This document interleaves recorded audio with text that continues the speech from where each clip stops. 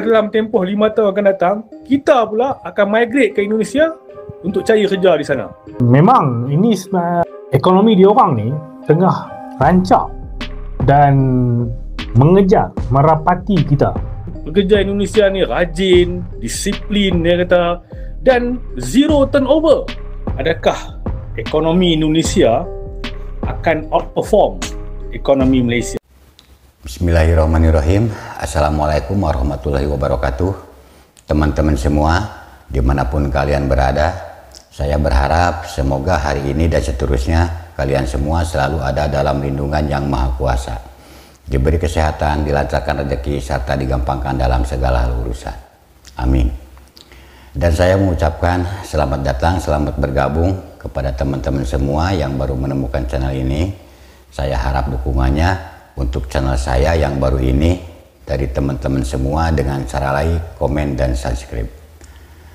Pada kesempatan kali ini saya akan mengajak kalian semua untuk menyaksikan sebuah video tentang kemajuan ekonomi Indonesia saat ini ternyata menjadi ancaman buat warga-warga Malaysia, teman-teman. Mereka selalu menganggap bahwa kemajuan ekonomi Indonesia saat ini itu merupakan suatu ancaman bagi kemajuan ekonomi di negaranya, begitu teman-teman. Nah, buat kita sebagai warga Indonesia, pernyataan itu sudah tidak asing lagi, teman-teman. Sudah tidak aneh lagi begitu. Karena orang-orang Malaysia itu selalu iri dan selalu ingin menang begitu. Mereka itu selalu tidak ingin kalah sama negara kita Indonesia, begitu teman-teman. Nah, untuk lebih lanjutnya langsung saja kita simak videonya bareng-bareng bagaimana pernyataan mereka selengkapnya begitu. Sahabat-sahabat semua, di video kali ini admin akan membahas tentang sifat warga negara tetangga kita yang tersohor suka membanding-bandingkan negaranya dengan negara lain. Mereka suka membanggakan negaranya dan merendahkan negara lain. Mereka selalu sibuk mengamati negara lain tetapi mengabaikan negaranya sendiri, yang akhirnya mereka merasa kalau negaranya paling maju dan kaya dibanding negara lain. Tetapi kita sebagai warga negara Indonesia tidak perlu merasa lebih rendah dari mereka, karena dalam hati kecil mereka mengakui bahwa negaranya sudah tertinggal jauh oleh negara-negara tetangganya, khususnya sama Indonesia. Baik itu dalam politik, bahasa, dan ekonomi. Berbeda dengan cerita yang muncul ke permukaan dari mulut mereka, mereka mengatakan bahwa Malaysia paling kaya dan maju dibanding negara tetangga, terutama Indonesia. Seperti pengakuan netizen Malaysia di video ini, mereka memuji kesuksesan yang diraih Indonesia dan mengakui kalau negaranya udah kalah dan tertinggal. Bahkan mereka mengatakan, mungkin kita sebagai warga Malaysia beberapa tahun ke depan akan mencari pekerjaan ke Indonesia. Memang, seperti yang telah kita ketahui, bahwa akhir-akhir ini kemajuan dan perkembangan ekonomi Indonesia meningkat tajam dan tak terbendung, sehingga melampaui negara-negara di ASEAN. Ini merupakan hasil dari program-program pemerintah Indonesia dalam mengembangkan ekonomi dalam negeri. Ini tidak bisa dibilang main-main. Seperti dibangunnya berbagai macam smelter di dalam negeri, seperti bermacam-macam industri mineral, dan tidak lagi diperbolehkan menjual barang mentah dan setengah jadi ke negara lain. Tentu saja hal ini memberikan nilai ekonomi yang lebih tinggi di dalam negeri. Hal ini yang dilihat oleh para netizen Malaysia, seperti yang ada di video ini. Mereka melihat kenyataan bahwa perkembangan perekonomian Indonesia yang begitu pesat, sehingga mereka menganggap ini sebagai ancaman, karena dianggap akan mengungguli perekonomian di negaranya. Dengan program-program yang dijalankan pemerintah saat ini, kekhawatiran netizen Malaysia itu berkemungkinan bisa saja terjadi dalam waktu dekat. Ekonomi Indonesia terus meningkat tajam, dan mengungguli ekonomi Malaysia. Tapi perlu kita ingat, bahwasanya bukan cuma Indonesia saja yang dapat mengalahkan Malaysia, tetapi ada juga Vietnam yang menjadi kuda hitam, dan bahkan Filipina juga memiliki perkembangan ekonomi yang signifikan. Jadi di wilayah ASEAN kemajuan ekonomi tidak lagi didominasi oleh Malaysia dan Singapura. Apalagi sekarang Indonesia juga telah memiliki pasar domestik yang sungguh menjanjikan. Selain pasar luar negeri atau pasar ekspor, di negaranya saja ekonomi Indonesia potensinya sangat luar biasa. Sehingga keadaan seperti ini bisa menjadi salah satu modal untuk menggerakkan perekonomian di Indonesia. Selain ekspor, hal seperti ini juga yang dilihat oleh berbagai lembaga moneter dunia. Seperti yang ada di video ini, netizen Malaysia yang mengungkapkan tentang kekhawatiran atas negaranya, setelah melihat kemajuan perekonomian di Indonesia saat ini. Selain masalah ekonomi, mereka juga melihat politik di Indonesia yang makin stabil. Sehingga kondisi ini sangat disukai para investor asing. Dan mereka beranggapan bahwa dengan politik yang stabil, maka perekonomian di Indonesia akan terdorong dengan pesat. Karena dengan politik yang stabil, akan tercipta keamanan yang stabil pula. Dan keamanan yang stabil di sebuah negara, dapat melancarkan urusan administrasi, sehingga memudahkan investor untuk berinvestasi di negeri tercinta ini. Adakah ekonomi Indonesia akan outperform ekonomi Malaysia? Yang ni cakap-cakap ni sekarang ni tengah berlaku di kalangan Malaysian business people, yang mana mereka invest di Indonesia, mereka ada syarikat di Indonesia, mereka melihat perkembangan yang berlaku di Indonesia, kerana mereka dapat melihat kemajuan yang semakin ketara itu, tuan-tuan. Indonesia ni dia dah close the gap antara Indonesia dengan Malaysia. Saya bagi contoh untuk you guys lah. Pada tahun 1999, kita punya GNI per capita, Gross National Income, masa tu 3,430 macam tu. Indonesia hanya 500 lebih saja US dollar. Itu bermaksud kita 6 kali ganda. GNI kita tu 6 kali lebih besar daripada Indonesia. Fast forward 20 years, 24 years, 25 years after that, sekarang ini dia telah close the gap daripada 6 kali ganda kita lebih besar daripada dia. Dia telah close the gap kepada 2.57 saja. Bermaksud Indonesia telah progress lebih baik, guys. Dan Indonesia bukan saja outperform Malaysia, dia juga outperform Indonesia. Kalau kita guna measurement yang sama, GNI per capita by 1999 dengan 2022, kita guna kaedah yang sama itu, Indonesia ni dia telah outperform India. Walaupun ialah media barat ni suka menggambarkan India ni the fastest growing economy lah, tapi realitinya kalau lihat kepada GNI per capita itu, saya ingat Indonesia dengan Malaysia ni lebih kurang dalam 1.92, saya ingat 2022. Kalau compare dengan, maksudnya Indonesia lebih tinggi daripada India dari segi GNI per capita. Jadi Indonesia telah outperform dua ekonomi ini, Malaysia dan India, kedua-duanya. Jadi Indonesia progress lebih cepat lagi.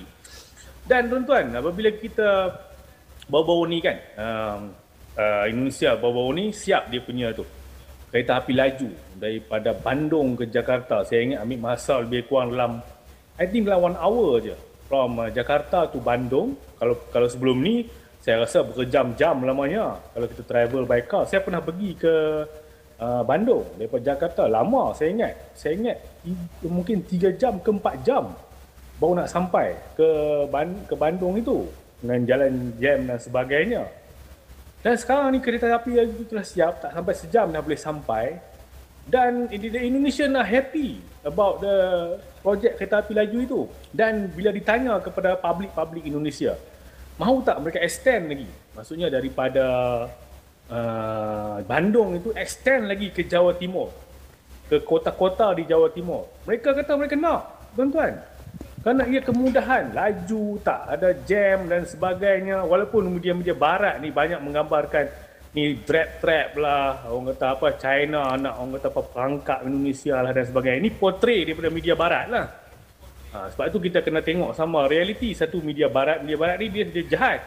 Dia suka gambarkan benda-benda yang negatif. Kalau projek itu tak menguntungkan dia tak ada apa nama bahagian dalam projek itu, tak sesuai dengan kepentingan dia akan gambarkan benda-benda yang buruk kepada saingan dia. Kemudian terdapat company Malaysia, you guys, company Malaysia yang dah invest di Indonesia, manufacturing lah, saya ingat dalam 15 to 20 years. apa dia orang punya pandangan terhadap pekerja Indonesia, tuan-tuan? Saya dengar kan mereka cakap, kita pekerja Indonesia ni rajin, disiplin, dia kata, dan zero turnover, tuan-tuan.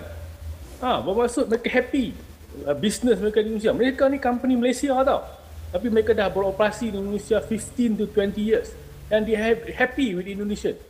Mereka tak mau balik ke Malaysia. This is something quite weird, tuan-tuan. Dia syarikat Malaysia, tapi dia tak mau balik ke Malaysia. Dia nak stay di Indonesia. Dan kita lihat perkembangan ini, tuan-tuan. Saya rasa jawapan dia adalah political stability. Indonesia sejak reformasi itu bergoncang lah. 1998 tu Soeharto dijatuhkan.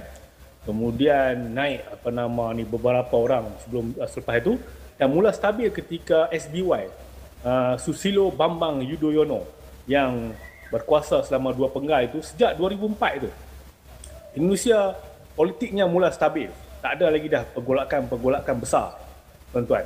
Yang tak ada kepada Malaysia, tak ada kepada Filipina, tak ada kepada Thailand, tuan-tuan. Jadi dalam tempoh itu Indonesia telah progress tremendously. Dan sekarang ni pula mereka ada 3 orang calon presiden. Mereka ada Prabowo, Pak Ganjar dengan Anies Baswedan. Dan tak ada di kalangan mereka ni yang ekstrim. Dan mereka ada 3 choice. Kalau yang akan datang ni tak lama lagi, pilihan pusingan pertama, kalau tak ada yang lebih 50%, tak ada clear win, dia akan pergi ke pusingan kedua. Jadi kalau mereka dapat pemimpin presiden yang bagus kali ini, mereka ada 3 pilihan yang bagus kali ini, that means mereka akan enjoy political stability 5 to 10 years lagi. Jadi ke mana Malaysia selepas itu? Sekarang ni masih lagi politik kita sejak 2018 sehingga sekarang ni masih bergolak, tak stabil, terperangkap dengan krisis politik. Jadi Indonesia dalam 5 ke 10 tahun lagi, dia punya ekonomi dia akan grow. Tambah pula sekarang ni, dia pula buat satu highway lagi, Trans Sumatera, daripada Aceh itu sampai ke Lampung. Itu ada 2,000, saya ingat, lebih kurang dalam 2,800 km. Kalau kali Malaysia ni, saya ingat dia kurang 3 kali Malaysia kot, dia punya panjang tu. 2,800 km, dia akan connect daripada bandar-bandar di Sumatera itu. Indonesia ni dia punya potensi, dia punya population dia besar. Dia punya natural resources banyak. Jadi saya pun bimbang lah, tuan-tuan, dengan keadaan Malaysia ni, dengan kita punya Indonesia pun dah outperform kita, dengan kita punya politik pun masih lagi serabut, tak stabil ni. Jadi adakah dalam tempoh 5 tahun akan datang, kita pula akan migrate ke Indonesia untuk cari kerja di sana? Indonesia dan Vietnam tengah close gap dengan per kapita kita. Tak lama lagi program hilirisasi Indonesia dan Youth Technical Development Vietnam naik fasa 3. Memang ini ekonomi diorang ni tengah rancak dan mengejar, merapati kita.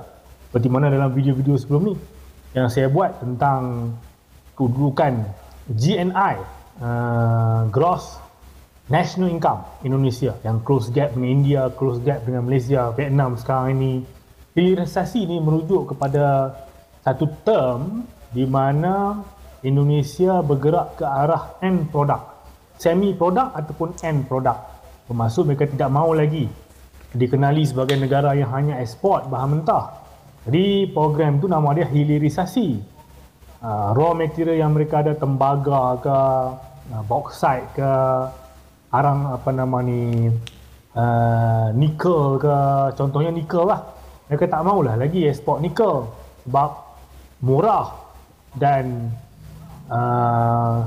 negara yang membeli nikel tu pula dia proses, dia buat EV dan sebagainya, dia jual pula dengan harga berkali-kali lipat. Jadi Indonesia tak maulah dia dieksploit sebab zaman eksploitasi penjajahan ini, di mana raw material sesuatu negara itu dikeruk, itu zaman itu dah berlalu. Tapi sekarang ni berlaku pula penjajahan ekonomi, di mana disebut sebagai Presiden Jokowi menyebut kalau dahulu tanam paksa, Belanda jajah Indonesia, program tanam paksa. Tebu, kopi, teh dipaksa rakyat tanam. Sekarang ekspor paksa pula. Indonesia tak mau ekspor nikel dia. Tak boleh. Kena ekspor juga kepada kami. Kalau tak ekspor kepada kami heret ke WTO, Mahkamah Antarabangsa. Itu yang Presiden Jokowi marah.